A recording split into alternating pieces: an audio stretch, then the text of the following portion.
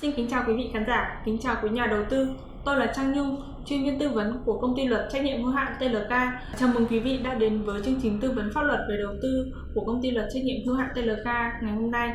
Thưa quý vị, một dự án đầu tư thì luôn được xác định về mặt không gian và thời gian, và một trong những thông tin cơ bản của dự án đầu tư là địa điểm thực hiện dự án đầu tư. Việc xác định địa điểm thực hiện dự án đầu tư là một trong những yếu tố bắt buộc đối với công tác quản lý của nhà nước, và đồng thời là cũng để dự án đầu tư được khai thác, triển khai thực hiện theo đúng kế hoạch và đạt được mục tiêu đề ra. Địa điểm thực hiện dự án đầu tư đã được đăng ký và ghi nhận trong giấy chứng nhận đăng ký đầu tư. Tuy nhiên, trong quá trình hoạt động thực hiện dự án thì nhà đầu tư có thể có nhu cầu thay đổi địa điểm thực hiện dự án đầu tư, và lúc này thì nhà đầu tư sẽ cần phải thực hiện thủ tục xin điều chỉnh giấy chứng nhận đăng ký đầu tư theo đúng quy định của pháp luật. Vậy thì đối với những dự án đầu tư nước ngoài không thuộc diện cần phải xin chấp thuận chủ trương đầu tư thì thủ tục này sẽ được thực hiện như thế nào, và khi thực hiện thủ tục này thì quý nhà đầu tư sẽ phải lưu ý những vấn đề gì? Vậy thì trong chương trình ngày hôm nay, chúng tôi sẽ cung cấp cho quý vị và các bạn những nội dung cơ bản nhất liên quan đến việc điều chỉnh địa điểm thực hiện dự án đầu tư đối với những dự án đầu tư nước ngoài tại Việt Nam không thuộc diện xin chấp thuận chủ trương đầu tư. Và cùng trao đổi với chúng ta trong chương trình ngày hôm nay là chị Thùy Dương, chuyên viên tư vấn của công ty luật trách nhiệm hữu hạn TLK. Chào chị ạ. Vâng, xin chào Trang Nhung và xin chào quý nhà đầu tư ạ. Rất vui khi tôi lại được có cơ hội đồng hành và trao đổi cùng với cả Trang Nhung về thủ tục mà rất nhiều nhà đầu tư đang quan tâm này ạ. Chị Dương này, chị có thể cho tôi và quý nhà đầu tư được biết là trước khi thực hiện thủ tục xin điều chỉnh địa điểm thực hiện dự án đầu tư đối với những dự án đầu tư nước ngoài tại Việt Nam thì chúng ta sẽ phải cần lưu ý những điều gì được không ạ? Vâng, trước khi tiến hành điều chỉnh địa điểm thực hiện dự án trên giấy chứng nhận đăng ký đầu tư thì nhà đầu tư nước ngoài, tổ chức kinh tế của vốn đầu tư nước ngoài, sau đây thì tôi xin gọi tắt là nhà đầu tư sẽ cần lưu ý một số những điểm sau đây. Lưu ý thứ nhất đó là nhà đầu tư nghiên cứu và cân nhắc về tính phù hợp của địa điểm thuê mới đối với dự án mà doanh nghiệp đang thực hiện. Lưu ý thứ hai đó là nhà đầu tư kiểm tra tính hợp pháp của các văn bản giấy tờ pháp lý liên quan đến địa điểm mới. Một số vấn đề có thể kể đến đó là kiểm tra thông tin về mục tiêu dự án. Thông tin này được ghi nhận trên giấy chứng nhận đăng ký đầu tư của nhà đầu tư. Nhà đầu tư cần kiểm tra và đối chiếu xem là lĩnh vực hoạt động tại địa điểm thuê cũ thì có được tiếp tục thực hiện tại địa điểm mới hay không. Tiếp đến đó là kiểm tra xem là địa điểm mới có giấy chứng nhận quyền sử dụng đất hay không, và cái mục tiêu sử dụng đất thì có đúng quy hoạch hay không. Mà trong trường hợp nhà đầu tư thuê địa điểm mới thì cần kiểm tra xem là bên cho thuê có đáp ứng đầy đủ các cái điều kiện để cho thuê theo quy định của pháp luật hay không. Lưu ý thứ ba là đối với địa điểm thuê hiện tại thì nhà đầu tư cần hoàn tất các quyền và nghĩa vụ đối với bên cho thuê. Điều này thì có thể được thể hiện thông qua biên bản thanh lý hợp đồng thuê. Và trên đây thì là các cái nội dung cần lưu ý đối với nhà đầu tư khi mà nhà đầu tư tiến hành thủ tục điều chỉnh địa điểm thực hiện dự án đầu tư tại Việt Nam. Vâng, xin cảm ơn những chia sẻ rất hữu ích của chị Thùy Dương ạ. Vậy sau khi đã đánh giá được tính đúng đắn của các giấy tờ, tài liệu pháp lý hay là lựa chọn được địa điểm để dự kiến chuyển dự án thì nhà đầu tư sẽ cần phải thực hiện thủ tục xin điều chỉnh địa điểm thực hiện dự án đầu tư nước ngoài tại Việt Nam như thế nào ạ? Vâng, nhà đầu tư sẽ tiến hành thực hiện thủ tục xin điều chỉnh địa điểm thực hiện dự án thông qua các cái bước như sau. Bước 1 là chuẩn bị các cái giấy tờ tài liệu liên quan theo quy định của pháp luật. Bước 2 là xây dựng và hoàn thiện hồ sơ và tiến hành nộp hồ sơ tại cơ quan nhà nước có thẩm quyền. Và đến bước 3 là tiếp nhận kết quả khi mà hồ sơ đầy đủ và hợp lệ được cơ quan nhà nước chấp thuận. Đối với thủ tục này thì trong thời hạn khoảng 10 ngày làm việc thì nhà đầu tư sẽ được cơ quan nhà nước có thẩm quyền cấp giấy chứng nhận đăng ký đầu tư được điều chỉnh thông tin về địa điểm thực hiện dự án nếu như mà hồ sơ của quý vị đầy đủ hợp lệ. Hồ sơ điều chỉnh địa điểm thực hiện dự án đầu tư sẽ được gửi tới cơ quan đăng ký đầu tư bằng hình thức trực tiếp hoặc là qua đường bưu điện sau khi mà nhà đầu tư tiến hành xong việc kê khai thông tin hồ sơ trên cổng thông tin quốc gia về đăng ký đầu tư. Vâng, xin cảm ơn chị Dương ạ. Vậy không biết là hồ sơ cần chuẩn bị để thực hiện thủ tục xin điều chỉnh địa điểm thực hiện dự án đầu tư sẽ bao gồm những giấy tờ tài liệu gì hả chị?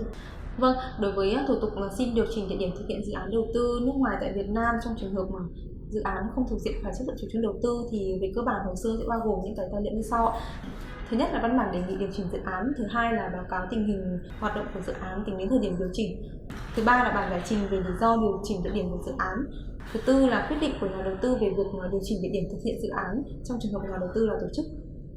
Thứ năm là tài liệu chứng minh năng lực tài chính của nhà đầu tư mà thường là báo cáo tài chính được kiểm toán trong 2 năm gần nhất. Thứ sáu là đề xuất dự án đầu tư. Thứ bảy là hồ sơ pháp lý liên quan đến địa điểm thuê như là hợp đồng thuê mặt bằng giữa nhà đầu tư và bên cho thuê, hoặc là giấy tờ khác chứng minh nhà đầu tư được quyền sử dụng hợp pháp địa điểm thuê như là giấy chứng nhận quyền sử dụng đất hoặc là giấy tờ khác có giá trị pháp lý tương đương.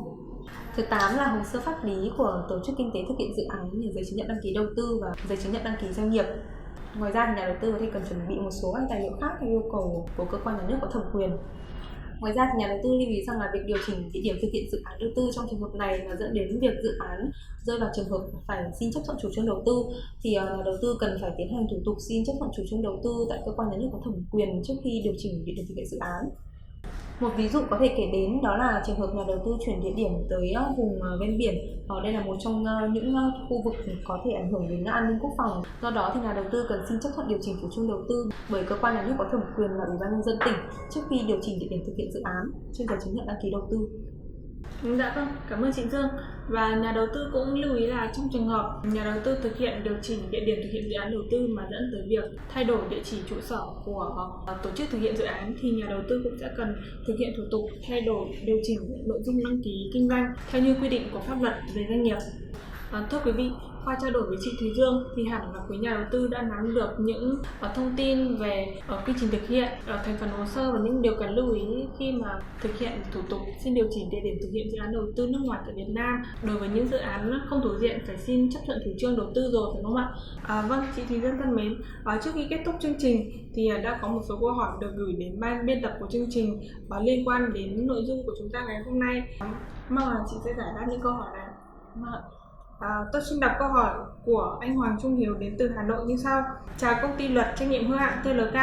Công ty tôi là doanh nghiệp FDI, hiện có dự định chuyển địa điểm thực hiện dự án sang một tòa văn phòng khác. Xin hỏi, tôi cần chuẩn bị tài liệu, giấy tờ gì về địa điểm thuê mới này trong hồ sơ xin điều chỉnh giấy chứng nhận đăng ký đầu tư và mong quý công ty giải đáp giúp. Tôi xin cảm ơn ạ. Vâng, xin cảm ơn câu hỏi của anh Trung Hiếu đã gửi tới chương trình. Như tôi đã trình bày trước đó thì thành phần hồ sơ cơ bản đối với thủ tục xin điều chỉnh địa điểm thực hiện dự án đầu tư đối với dự án đầu tư nước ngoài tại Việt Nam mà không thuộc diện phải xin chấp thuận chủ trương đầu tư thì về cơ bản hồ sơ pháp lý của địa điểm thuê là một thành phần bắt buộc. Công ty cần chuẩn bị bản sao hợp lệ hợp đồng thuê mặt bằng với bên cho thuê và cần chuẩn bị các giấy tờ chứng minh quyền sử dụng hay là quyền cho thuê hợp pháp của bên cho thuê như là giấy chứng nhận quyền sử dụng đất hoặc là các giấy tờ khác có giá trị pháp lý tương đương. Bên cạnh đó thì công ty có thể cần phải xuất trình các cái giấy tờ khác như là giấy phép xây dựng hay là giấy phép phòng cháy chữa cháy, an ninh trật tự v.v. của địa điểm thuê văn phòng đó để phục vụ cho công tác giải trình của cơ quan nhà nước. Đối với các tài liệu này thì công ty có thể yêu cầu bên cho thuê cung cấp. Vâng, xin cảm ơn lời giải đáp của chị Dương ạ. Và cũng xin cảm ơn chị đã đồng hành cùng với chương trình tư vấn pháp luật về đầu tư của công ty luật trách nhiệm hữu hạn TLK ngày hôm nay về chủ đề thủ tục xin điều chỉnh địa điểm thực hiện dự án đầu tư đối với những dự án đầu tư nước ngoài tại Việt Nam không thuộc diện xin chấp thuận chủ trương đầu tư. Xin cảm ơn Trang Nhung và xin cảm ơn quý nhà đầu tư đã quan tâm theo dõi chương trình ngày hôm nay. Rất mong sẽ có dịp gặp lại quý vị trong thời gian tới. Kính thưa quý vị khán giả, thưa quý nhà đầu tư, mong rằng qua chương trình tư vấn pháp luật về đầu tư của công ty luật trách nhiệm hữu hạn TLK ngày hôm nay, quý vị đã có một cái nhìn rõ nét hơn về thủ tục xin điều chỉnh địa điểm thực hiện dự án đầu tư đối với những dự án đầu tư nước ngoài tại Việt Nam mà không thuộc diện xin chấp thuận chủ trương đầu tư. Qua chương trình ngày hôm nay, nếu quý vị còn vướng mắc gì liên quan đến thủ tục này hay cần tư vấn chuyên sâu hơn về lĩnh vực đầu tư hay là các lĩnh vực khác như doanh nghiệp, giấy phép con, xúc tiến thương mại, kế toán thuế thì hãy liên hệ với chúng tôi qua đường dây nóng 097 211 8764 hoặc qua email info@tlklawfirm.vn. Chúng tôi sẽ phản hồi quý vị trong thời gian sớm nhất. Đồng thời, nếu quý vị quan tâm và thấy nội dung pháp lý của chương trình hữu ích thì hãy nhấn like, share video này và đăng ký kênh YouTube của công ty luật trách nhiệm hữu hạn TLK để có thể theo dõi thêm nhiều chương trình với nhiều nội dung hấp dẫn hơn nữa. Xin chào và hẹn gặp lại!